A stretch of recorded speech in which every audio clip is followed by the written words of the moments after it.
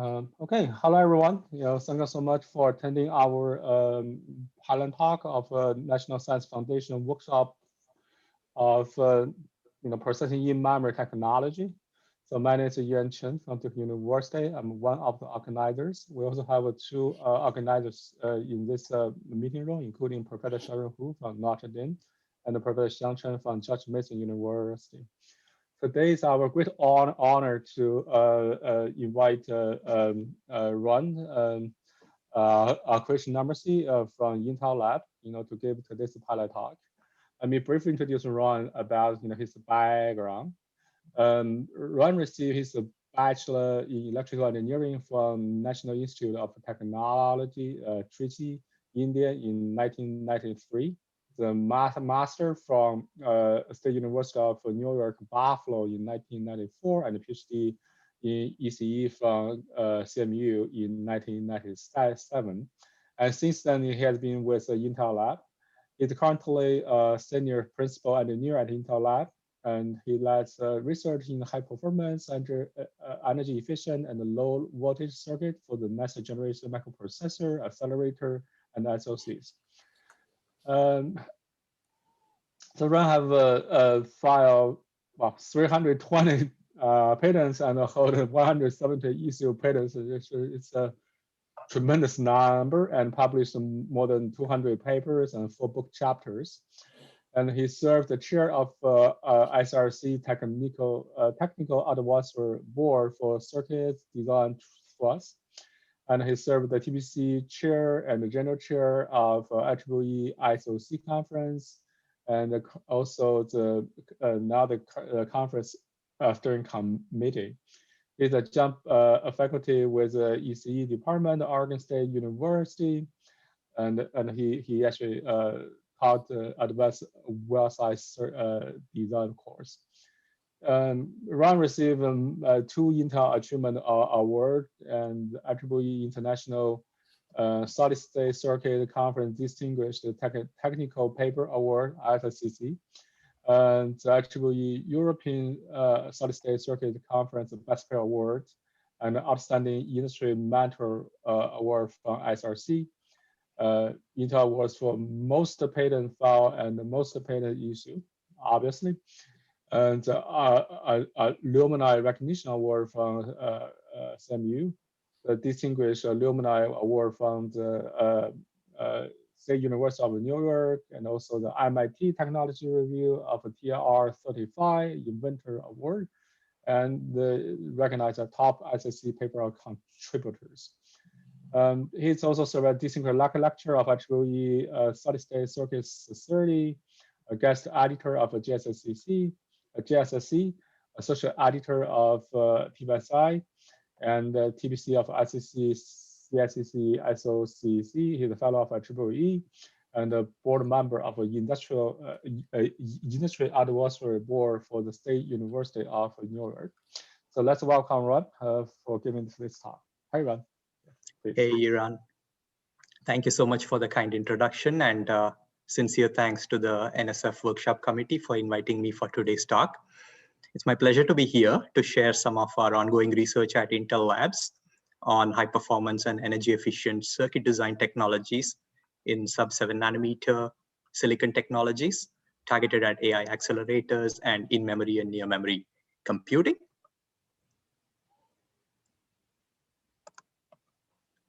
Now, for those of you who may have attended ISSCC a few years back, the theme of the entire conference was titled Internet of Everything.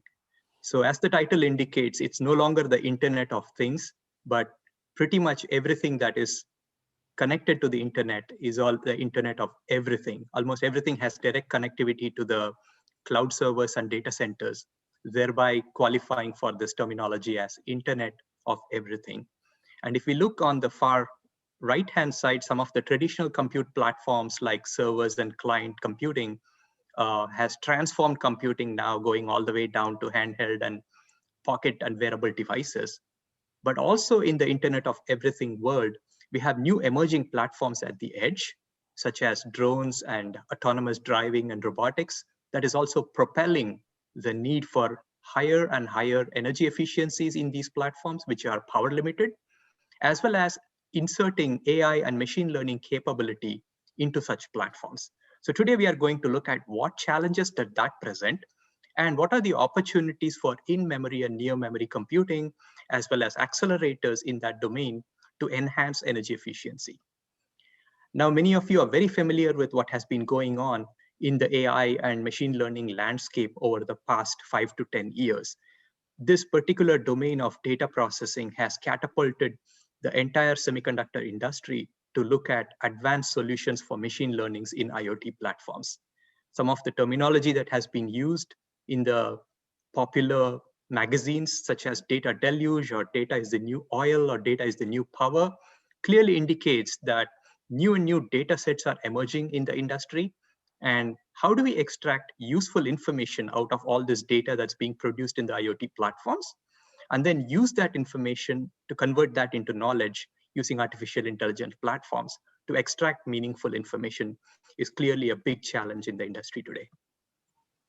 Even commercially, if we look at the revenue opportunities for such edge computing platforms, accelerated with the emergence of 5G technology, there are tremendous opportunities in the double-digit billions of dollars range.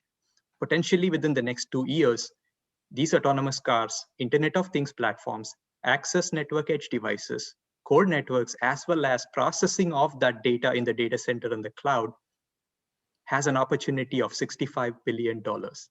Out of that, autonomous driving itself with all the silicon and services has a potential for $10 billion, networking silicon around $25 billion, and Internet of Things silicon is $30 billion. So all this networking and edge computing opportunity also entails the need for advanced AI and machine learning capabilities.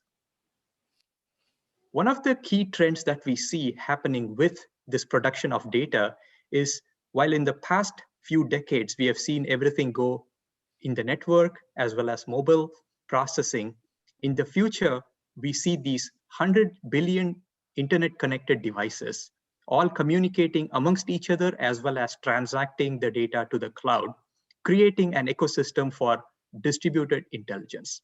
What that means is that exascale level of performance, 10 to the power of 18 operations per second, will be required to process those 100 billion intelligent connected devices data that's being produced. So that would be 1 million times higher performance than the gigahertz, giga operations range of computing platforms that are available from best-in-class devices in the industry today. So this is clearly a big challenge of how are we going to process exascale level of performance on these intelligent connected devices. Now, one of the key challenges that we see with this internet connected devices and this Internet of Everything is the pace at which that data is being generated, and the potential of how can we analyze the data and understand the data as well as transmit it and then secure it. That is very critical for AI and machine learning processing. And that is where in-memory and near-memory computing becomes essential, because this data has to be as close to the compute as possible for us to perform the entire operation energy efficiently. And by certain projections, within the next 4 to 5 years, it is expected that those internet connected devices, which are communicating amongst each other as well as transacting to the cloud servers and data centers, would potentially generate 175 zettabytes of data. So it's not only a challenge in processing them energy efficiently, but storage also becomes very critical, all the more motivating the need for in-memory processing and near-memory computing. Now, specifically zooming in into the AI area, this graph shows the trends in the development of the advanced AI models over the past several years. Just within the last 5 years, we have noted that the number of model complexity parameters for artificial intelligence platforms has been reaching the billions of parameters range. And it is projected within the next few years itself that those number of parameters will exceed a terabytes of parameters. And each one of those parameters would be a typical for inferencing AI operations of the order of 1 to 8 bits of arithmetic processing. And in the case of training data, that could even be floating point operations exceeding 32 bits or above. So clearly, when we multiply the two, we can see the compounding of the problem that the AI models themselves are advancing very rapidly, creating bigger data sets, and the models that are processing those AI data, the data being generated, is exceeding terabytes of parameters multiplied by 8 bits at the very least, consequently leading to an exponential growth in the compute performance that is necessary to process them. So this further compounds the problem in terms of future AI platforms, all the more necessitating the use of accelerators in the AI space in future semiconductor platforms. Now let's examine what specifically is that energy efficiency challenge between data movement and compute transactions. This graph illustrates the challenge very clearly. On the left-hand side, we see for some of the traditional AI-type computes that are required and the respective arithmetic precisions needed, scaling from 8-bit integer ALU operations through 16-bit operations, as well as multiplications of 8 and 16 bits, all the way up to floating point operations. And we clearly see that the scale of normalized energy for those operations is anywhere from 1 to 300x. However, that energy is swamped by the energy required to move those AI models and the data for processing in those computes into the chip. And that data transfer can be substantially higher, hundreds of times higher in terms of picojoules per bit compared to the compute energy. So this clearly indicates that we have to not only address the energy efficiency of the compute by making our microprocessors and SoCs and signal processing engines and accelerators efficient, which addresses the left-hand side, but also pay careful attention to this interplay between data transfer and compute, what we call the data energy bottleneck. And that's where in-memory and near-memory processing, where this compute could potentially be moved very, very close to where the data resides and or perform the compute itself inside the memory, they become very interesting. Now, there are two ways to address these challenges, and I'll speak about both of them. One is addressing this at the general purpose microprocessor level by introducing scalable accelerators into the microprocessors themselves. So embedding AI acceleration is one of the key ways by which this performance energy efficiency challenge can be addressed. And one method of doing that is to add special new instructions within the instruction set and implement them inside the silicon die itself. For example, the deep learning boost and the DL boost extensions are special matrix vector operation instructions and matrix multiply instructions that have a massive array of matrix multipliers that are implemented very close to the on-die cache inside the microprocessor. So this is a form of near memory computing where the massive array of tiled multipliers enables very high performance acceleration of specific training and inferencing workloads.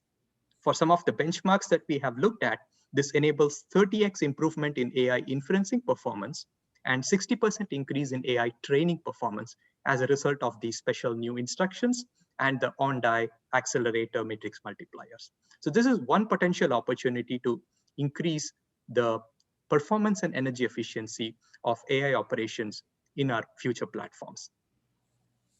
While that enables higher performance in data center and server type class workloads, we also have to address the challenge of AI moving to the edge IoT devices in the future.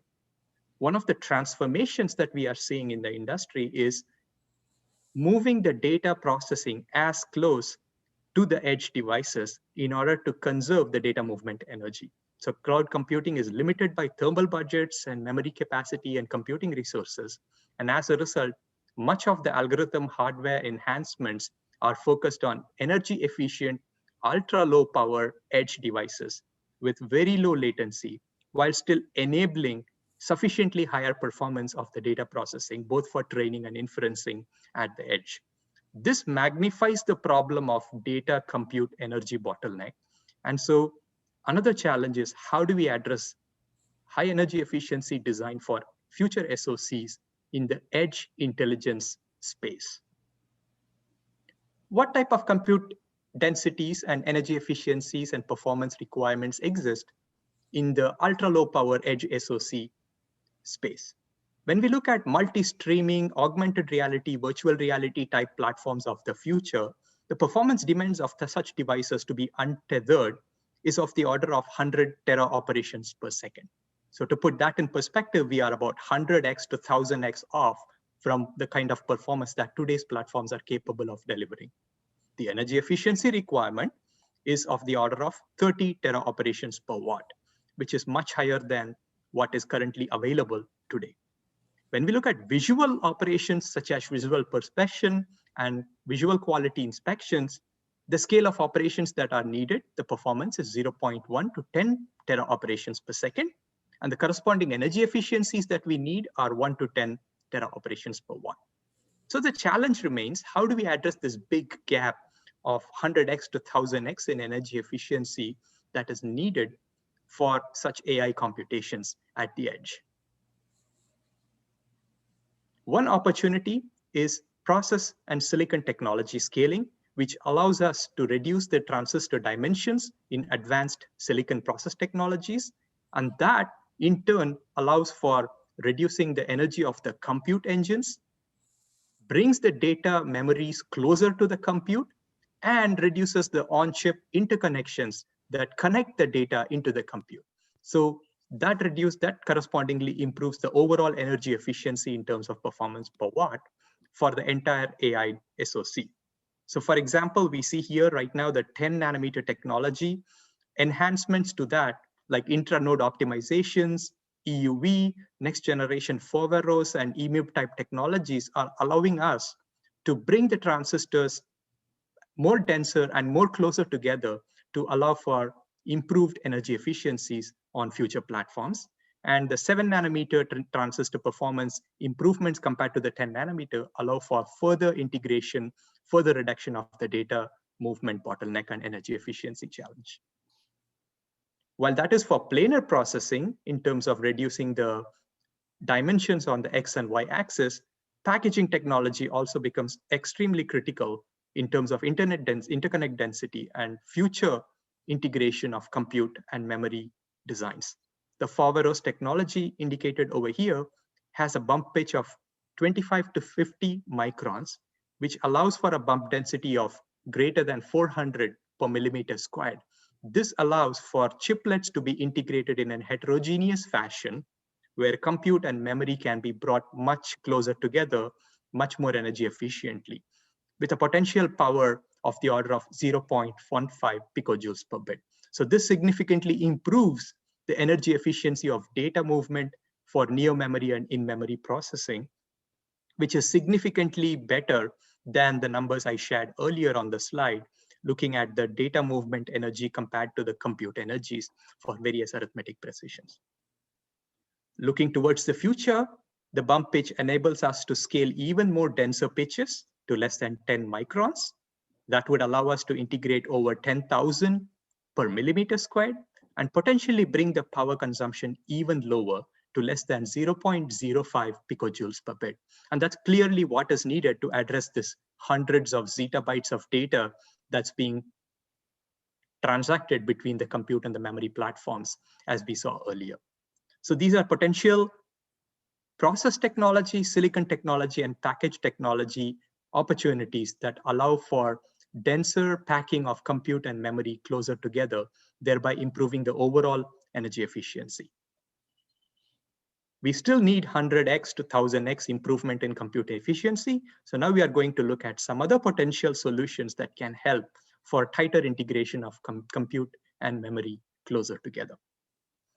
One way to look at this challenge is by thinking differently from the architectural perspective of how we implement these microarchitectures. The traditional von Neumann computing 5-stage pipeline architecture has compute and memory as separate entities and data moving between the memory and the CPUs through programming by encoding the algorithms in a synchronous clocked fashion using sequential threads. However, by thinking differently from a non-von Neumann computing perspective, one of the new opportunities that has emerged over the past few years is called neuromorphic computing or brain-inspired computing. Here, The thesis is to perform the computes very similar to how the human brain operates, wherein the memory is in a much more distributed granular fashion as shown here, and the compute is highly localized. It's highly asynchronous operations where the transactions are performed not on clock edges, but rather on event-based spike signals. And therefore, the performance is substantially better and the energy efficiency is much higher than conventional von Neumann computing for various neuromorphic and brain-inspired workloads. This opens up tremendous opportunities for in-memory and near-memory tighter coupling of compute and memory through a joint process technology and circuit technology innovation, both in the digital and in the analog mixed signal domains.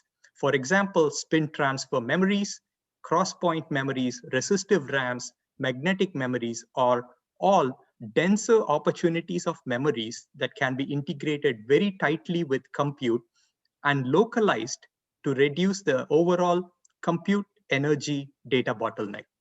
The resistive RAM, for example, enables memristors to be used in a current mode fashion to perform vector dot products on a single bit line, thereby eliminating the need for having massive arrays of memories side by side with the CPU compute engines. So this is a potential emerging opportunity for using some of these emerging memory technologies tightly coupled together with arithmetic operations on the same die. Here is an example of a 4K neuron spiking neural network, a neuromorphic engine that packs in 64 cores and 1 million synapses that we implemented in Intel 10 nanometer technology within a form factor of under 2 square millimeters.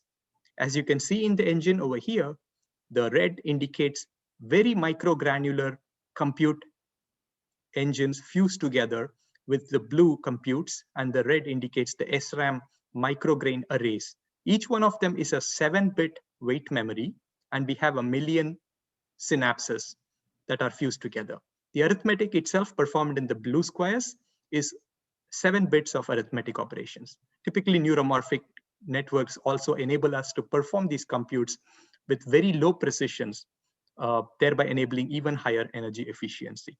So this is an example of how we can tightly couple memory and compute close together and enable neuromorphic class performance in conventional CMOS processing technologies. The chip diagram is shown here on the far left, comprising of synaptic weight SRAMs and neurons and a router that connects all the designs together. The synaptic weight SRAMs occupy roughly 60% of the overall area of the chip. So clearly, neuromorphic computing and spiking neural networks are memory dominated. The synapses themselves are 1 million times 7 bits. This enables a throughput of 25.2 giga spiking operations per second at the nominal operating voltage of 0.9 volts.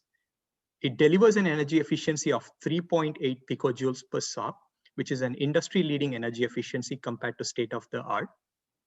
Corresponding power per neuron of arithmetic operations is just 2.3 microwatts at a near threshold, sub-threshold voltage of 450 millivolts. So this design also enables us to operate at very low power supply voltages, which further enhances the energy efficiency of the design. This chart shows comparison of our spiking neural network design to some of the previously reported designs. The axis on the y-axis shows the energy of these spiking neural networks in terms of picojoules per SOP, and the x-axis shows the corresponding throughput in terms of SOPs per second per millimeter squared.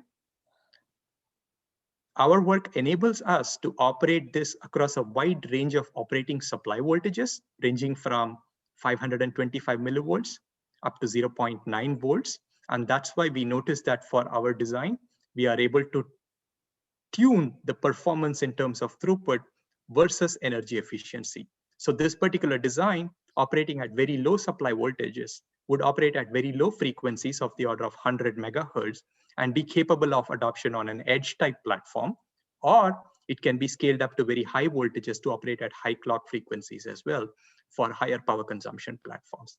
Overall, the design enables us to operate at 4.8x better throughput, as well as 6.8x improvement in energy compared to the prior designs. Further details of this can be found in our invited paper published in the IEEE Journal of Solid State Circuits.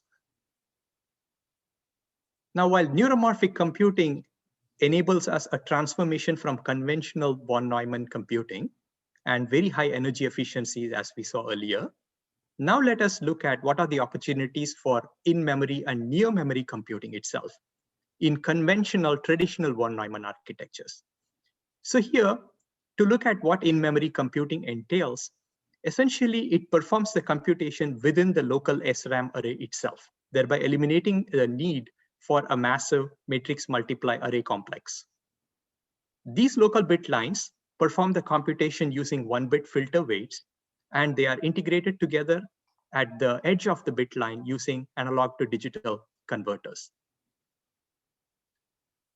The output of these analog to digital converters correspond to the input to the subsequent layer of neural networks, and these go through a D2A converter and transform the signals into analog domain and feed them into the bit lines to perform the subsequent array of operations. Thus, the entire multiply, accumulate, vector, dot product operation is performed in the analog domain with the boundaries treating the data in a digital fashion.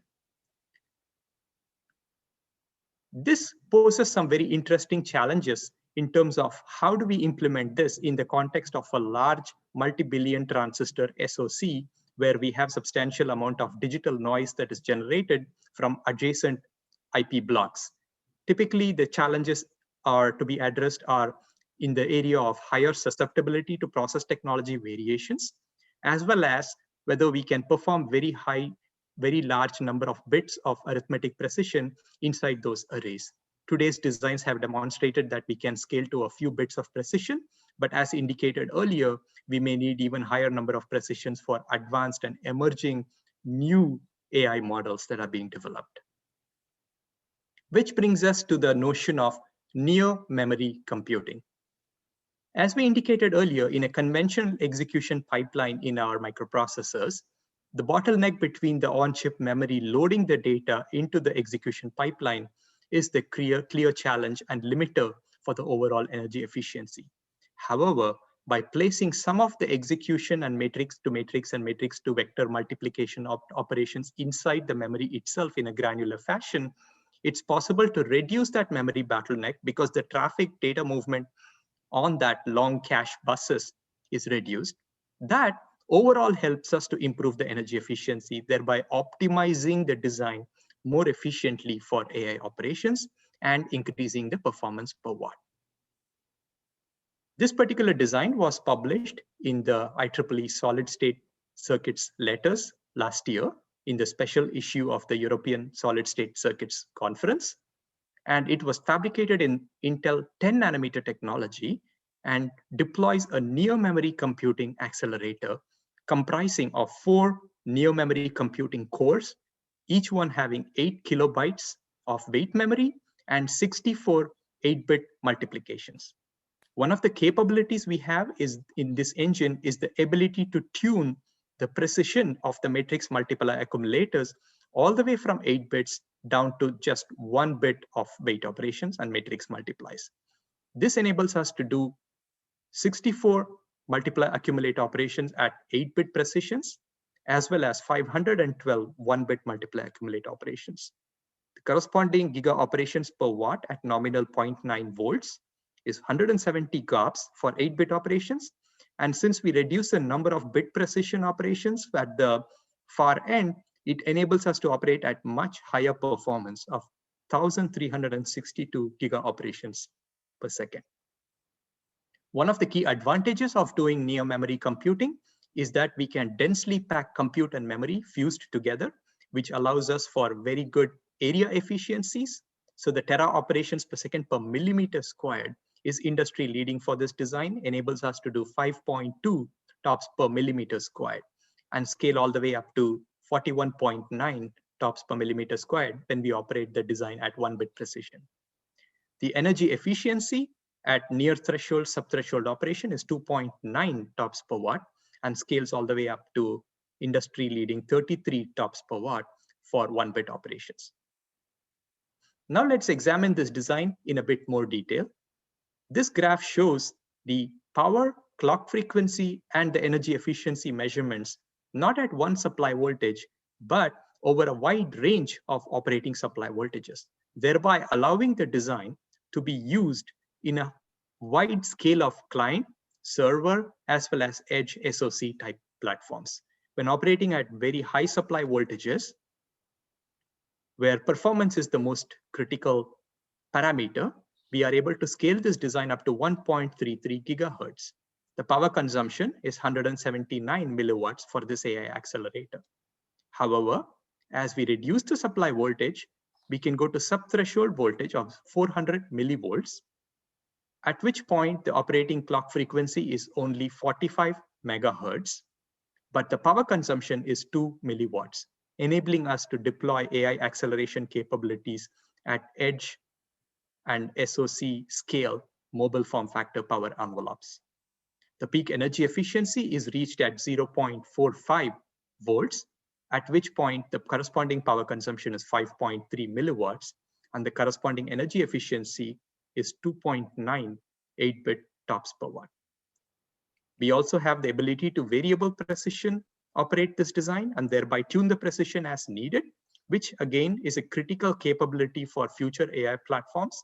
As accuracy demands increase, we can tune the number of parameters needed for these AI models up to 8 bits. And that allows us for operating this design at very high precision, but at lower energy efficiency. And on demand, it's possible to scale the precision down to 4 bits, 2 bits, down to binary operations, which allows for 33 TOPS per watt higher energy efficiency, which corresponds to approximately 11x higher compared to the baseline 8-bit operation. So this shows a potential capability of AI accelerator using near memory computing, where data processing and the arithmetic operations are fused very close to the memory. The ultimate extreme in AI acceleration is for binary weight operations, where each weight is just 1 bit, in which case the compute energy is minimized and most of the energy is consumed by the memory. For this design, we have developed a binary neural network accelerator, which was fabricated in 10 nanometer technology. And this particular design is called a memory execution unit because of the dominance of memory compared to the compute. In a binary neural network, since the operations are 1-bit operations, it reduces the arithmetic to XOR operations, thereby magnifying the energy consumption of the memories. This particular design has an array of 128 such memory execution units, where the binary compute is performed inside the memory array itself. This design was fabricated in 10 nanometer CMOS technology, and it was published in the IEEE VLSI Circuit Symposium last year. And more details are available on this design in the invited Journal of Solid State Circuits paper that is about to appear next month. This chart shows comparisons of our proposed binary neural network accelerator compared to previously published analog and digital designs. As we saw earlier with in-memory computing design, computations for very low precision such as binary neural networks may be performed in the analog domain. And traditionally, the analog implementations will allow us for substantially higher energy efficiencies of the scale of almost 1,000 tera operations per second per watt, and compute densities of the scale of 0.1 to 1 TOPS per millimeter squared.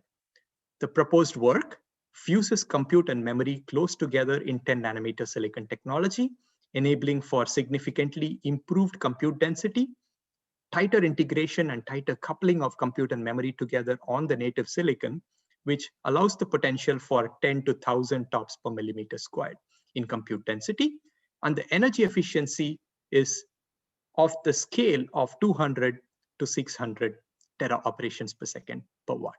The peak energy efficiency is reached at 617 TOPS per watt, and the corresponding area efficiency is 418 TOPS per millimeter squared. Another key challenge with AI acceleration at the edge is called simultaneous localization and mapping.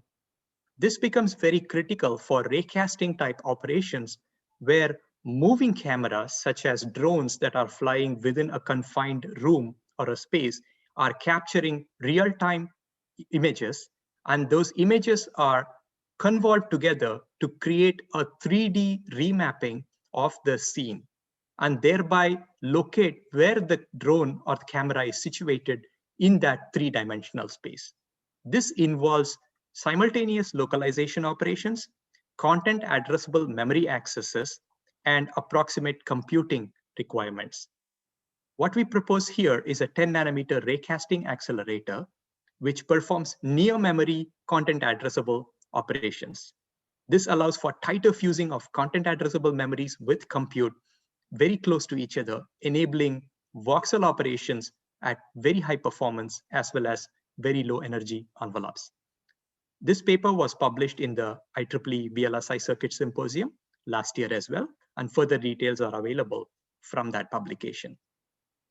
This becomes extremely important in robotics or smartphones or augmented reality platforms, where the depth of the object has to be localized by two-dimensional maps of data taken in real time, and then the 3D scene is reconstructed using volumetric integration techniques.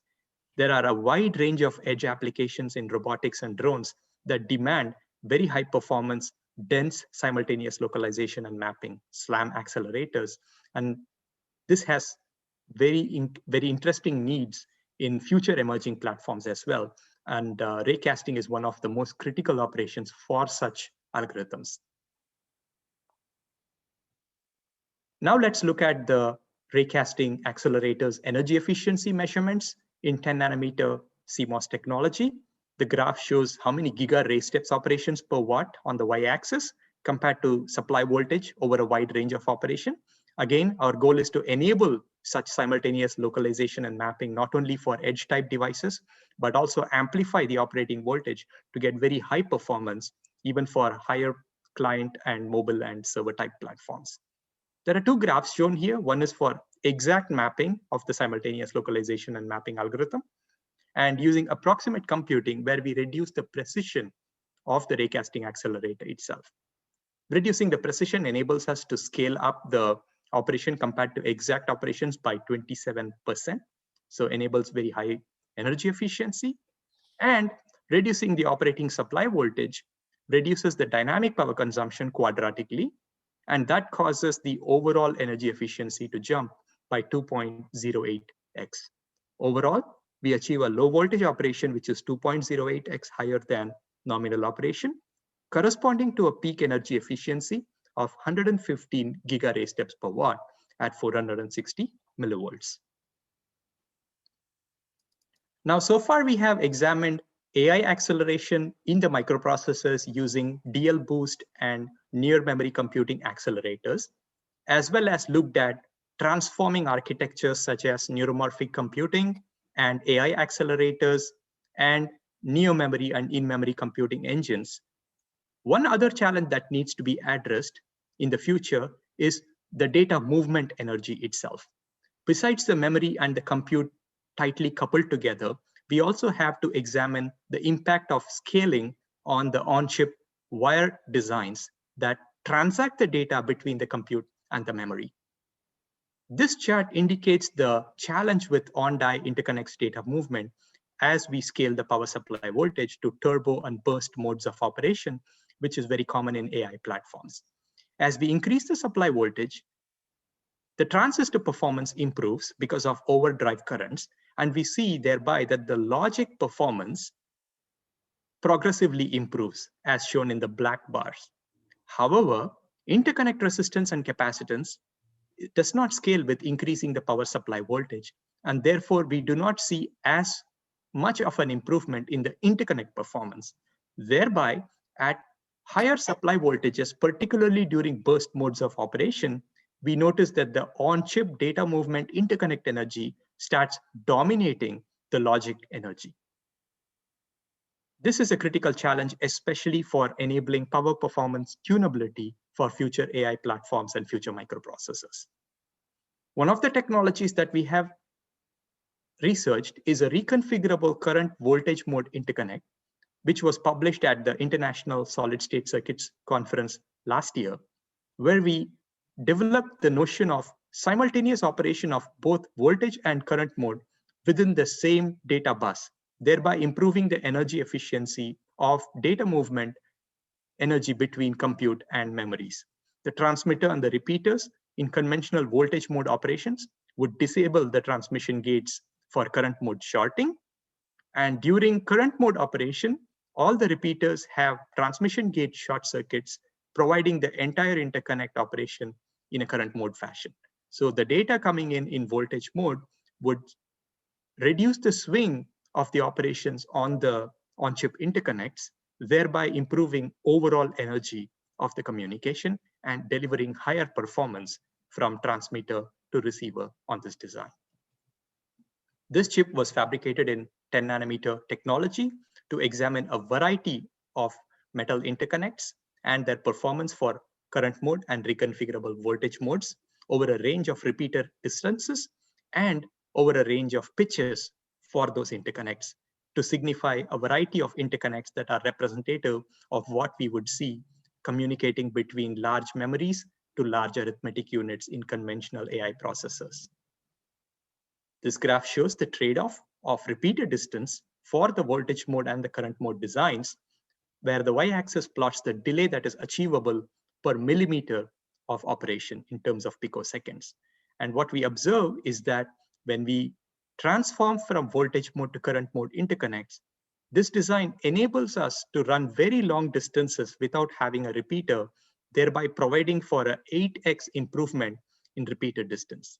This translates to higher performance for a much longer repeater distance, thereby reducing the number of repeaters and the repeater energy consumptions for long distance transactions on the chip. So this is another potential method of improving the performance for data movement between the memories to the compute blocks on chip, thereby enhancing the in-processing memories. So that completes the talk. We have examined various solutions for high performance and energy efficient design of our SoCs for AI accelerators, as well as near memory and in-memory computing. The overarching goal here is the need for extreme energy efficiency research. We have to address the challenges at a variety of platforms, all the way from AI accelerators in our processors to tightly coupling memory and compute together, both in an in-memory and in a near-memory computing fashion, as well as examine system-wide opportunities for integrating the two together. So with that, I'm very happy to take questions. And once again, thank you for the opportunity to share our work with all of you. Thank you so much for the inspiring talk. So let's see if we have any questions from the audience.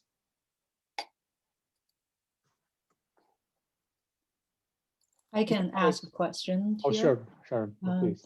Thanks a lot. That was a great talk, very inspiring, lots of great ideas there.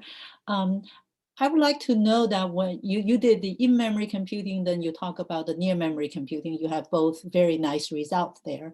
Have you compared in terms of where this break-even point in terms of accuracy? You know, I think you show that you have a reconfigurable near-memory computing. You can go from 1 bit to 8 bit, but I'm assuming that maybe at lower bit, maybe this in-memory computing could be better. Did you compare like where that sweet point or where that switching point between the in-memory and near-memory that you would like to choose from? That's a great question, Sharon. If we look at the challenges with in-memory computing, they revolve around exactly that point. We will have to be able to scale in-memory computing to higher precisions to allow for such a comparison. Today's published in-memory computing designs enable us to operate inside the SRAM array for very low number of bits of precision. So typically 1, 2, maybe up to 4 bits. And the reason for that is because the compute is performed on the SRAM memory bit line itself. And that bit line swing is typically a very low voltage swing when it feeds into a sense amplifier. And by granularizing that swing, it's possible to do multiple grains of arithmetic operations on the bit line itself.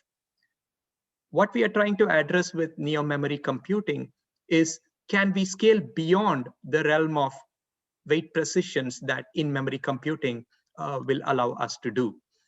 In the future, we expect that as we innovate on in-memory computing, the industry, there's a very active area of research right now, both in academia and in industry.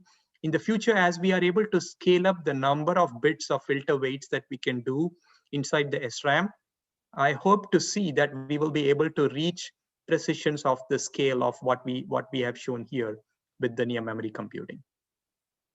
So if it can reach this scale, then you think in-memory will be more power efficient than yes, than near yes, memory, right? yes. I'm definitely optimistic about that. Great, thank you. That's very promising. That's what I like to hear. We have one question, from the chat. You can maybe also see that. Are the architectures generic? For instance, can the architecture for CNN be used for other deep learning applications such as RNN, STM, 3D reconstruction? Or do we need different architectures that specialize for each? Yes, that's a good question as well. No, we are not developing AI accelerators for any particular workloads. As we indicated earlier, the workloads for AI are evolving at a very rapid pace. We are seeing new algorithms emerge for AI workloads in this space within the next few years that can exceed 100 billion parameters, even terabytes of parameters for some of the newer ones that are beyond ML-NLP, GPT-2, or ResNets, and so on. So we are trying to build a high performance and energy efficient technology that can cater to any future emerging workloads or types of neural networks. Okay. Any other question? Oh, I have another one. Runting? Yeah, please. Yes, this is Ramtin Zan from University of South Carolina, and thank you for the interesting talk. You had a comparison between analog in-memory computing and digital in-memory computing, and mentioned that we can see considerable benefits in terms of energy consumption when we go to the analog domain. My question is, what do you see, what is the main challenges of analog computing? And in other words, what is the main benefit of digital computing over analog computing that make us continue that path? That's a good question as well, and that is the trade-off that we were trying to look at earlier. So some of these opportunities for in-memory and near-memory process circuit co-optimization revolves around both digital and analog mixed signal design. Some of these emerging memories like spin torque memories or 3D integration or resistive RAM technologies allow for more efficient coupling of analog compute and memories together. So we see that that's a potential opportunity for maybe 2 to 64x higher density improvements, as well as a potential for up to 20 to 100x improvement in energy efficiencies by doing that. The challenge that we are trying to address, as we indicated earlier, is how do we go from the domain of low precision operations to high precision operations in the future. And there is active research going on in that area to address those challenges. All right, thank you very much. Okay, do you have more questions from the audience? Actually, I have one because you mentioned it. You have multiple memory technology choices, such as the spintronic, the receive efficient, but most of your design examples shown here are based on SRAM. So could you comment, what's going to be the vision of Intel to look at the different memory technology candidates in memory computing? Definitely, that's a great question, and that paves the way for future in-memory processing and near-memory processing. today's designs are fabricated in 10 nanometer and 7 nanometer SRAM technologies. What we show here is various emerging memory technologies under research for beyond sub-7 nanometer nodes. These will have the potential to allow for even better adoption of in-memory and near-memory processing in the future, even better than SRAMs. Today, we are with the SRAM designs that I shared, we are able to bring the compute as close to the memory as possible. And the couple of examples of in-memory computing I shared allows us to do those 1-bit filter weights on a bit line. But in the future, some of these would fuse compute and memory inside the same bit cell itself. So there will not be a need to have a separate compute engine separate from the memory. The compute will be the memory. So that opens up potentials for several orders of magnitude, higher energy efficiency, and tighter in-memory, near-memory processing for beyond 7 nanometer technologies.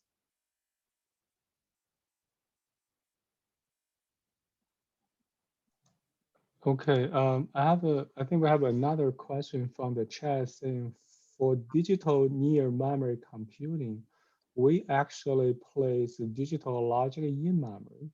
How much energy saving can we get by reducing on-chip buffer movement? Is there any saving in computing itself? Oh yes, on-chip buffers are one of the significant components for total energy, both from the leakage energy perspective as well as from the switching energy perspective. And furthermore, they also impact the overall tera operations per second per millimeter squared, because typically the on-chip buffers consume a significant portion of the total AI accelerator area as well.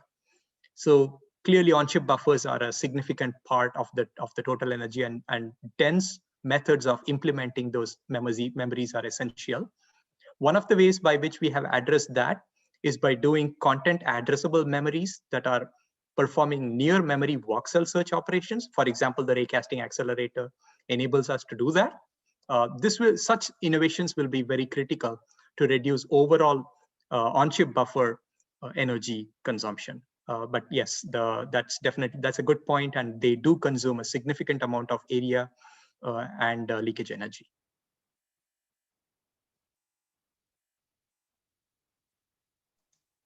Okay, do you have any more questions, from the audience? Okay, let me see. Okay, Ron, maybe I can ask one more question. So when do you anticipate that Intel will be able to apply processing in memory technology to the real products? 5 years, 3 years, or? So there's no particular time frame. I think we are in a journey currently. Over the past few years, we have seen a lot of activity both in academia and industry in memory and near memory computing. So it's very much in the active research stage currently. For example, within the next 2 weeks, there is going to be the International Solid State Circuits conferences, and they already have 2 sessions full of papers on in-memory, near-memory computing, various circuit innovations.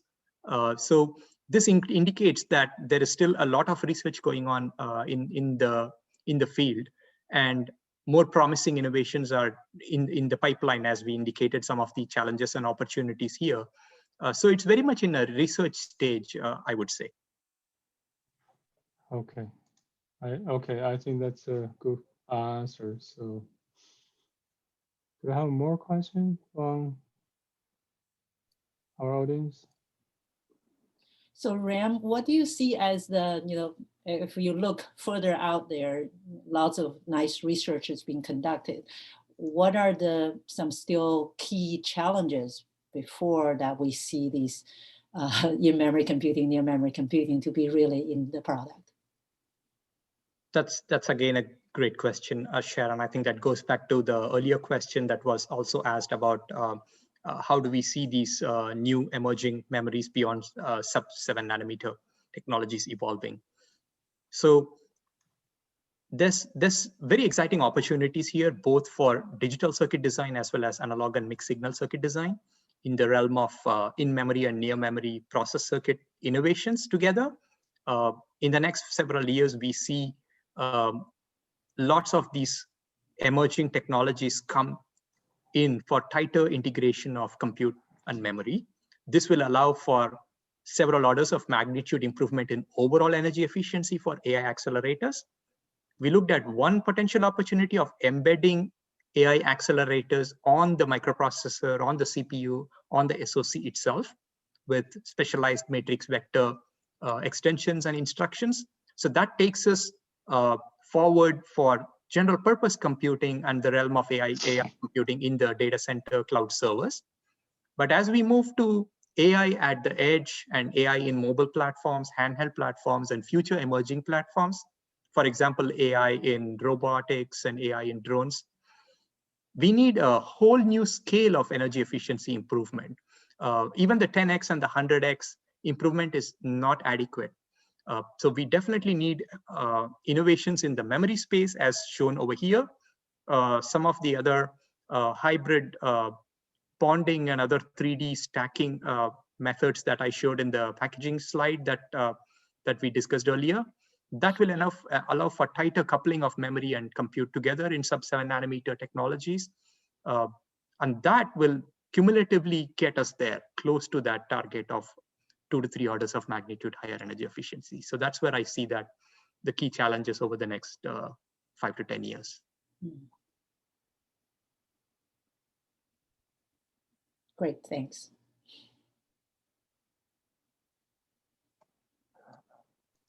Ron, maybe you have another question. So when we talk about AI chip, basically there are many applications about AI technologies or kind of stuff. So what do you think about the first application of processing in memory? Is that going to be the traditional AI acceleration like CNRN, or it could be like a data science center chip, or do you have any ideas about the first commercial opportunity? So I think there are two transformations there. One is deploying such processing and memory capabilities in traditional deep learning. This also has data and energy movement bottleneck, as we saw. Even if we have localized memory storage and processing within the DNN, there is still off-chip memory and data movement to bring the data and the weights into traditional DNN architectures. So this has to be addressed with in-memory and near-memory processing as much as possible to stem the exponential growth in future AI models. Transformative architectures like non-von Neumann architectures like neuromorphic and brain-inspired architectures fuse the compute and the memory together even more effectively than the deep neural networks. So there are some challenges in transforming the architectures as well. In those domains, tighter coupling of compute and memory is even more critical. So how do we bring some of these emerging memories to compute and memory closer together is going to be another challenge here. So there are really two ways. It's the processing in memory can impact both traditional DNN type architectures. It can benefit them, as we saw many of these compute fused memory designs that we have researched and shown in our publications that I described are addressing this space in the middle. But we also talked about our 10 nanometer neuromorphic chip that allows for even denser fusing and tighter coupling of compute and memory together. So both of these can benefit from processing memory technologies in the future. Yes, thank you so much. I think maybe the last question from the audience, how do you see the future of a multiple die technology? Yes, that's a great question. So we talked about the multiple die technology scaling into the future. There's tremendous potential here of tighter coupling of data processing engines and memory units at a very large scale using Foveros technology. And then in the future, it's even more exciting where we can see entire large chiplets of compute for AI accelerators fused together with memory modules in a 3D heterogeneous integrated fashion. If we can have bump pitches as shown here of less than 10 microns, that means that we can have over 10,000 connections within a lateral area of a millimeter squared. That allows for very dense and very high bandwidth communication between the 3D stacked memory and compute modules, and the potential for reducing the power consumption by almost 3x compared to the Foveros technology. Currently, we are at of the order of 0.15 picojoules per bit, which is still expensive when you look at how much of data movement we saw in the earlier graphs, how much of data is being moved and what the data movement energy cost is, which is swamping all the integer and floating point unit multiplier picojoules compute energies. So clearly this 0.15 picojoules per bit is scaling that to 0.05 will give us a 3x improvement in that energy movement, data movement energy. That will further improve processing in memory platforms. Okay, Ran, thank you so much. I think we about the time. Sharon, do you have anything you want to conclude? No, that was a great talk. I think I'll let you do the conclusion. Okay, I want to thanks to the Ran to give this inspiring talk. It's actually very informational, and also thanks for all the audience for attending our talk. Just like you know, we will open up the white paper submission to our position paper for submission to our workshop, which will be held on March 17th and 18th. If you're interested in attending our workshop, please look at our webpage, for the information regarding the submission of the position paper. We will also have more talks and panels in our virtual workshop. Again, thanks to our speakers, and thanks to Sharon and also Sean to help the organizing this workshop, and thanks for everybody. See you in the next event. Sounds great. Thank you so much, Iran, Sharon. Really appreciate it. Thanks a lot, everyone. Thanks for your attention. Bye. Thank you. Have a good day. Yeah. Bye.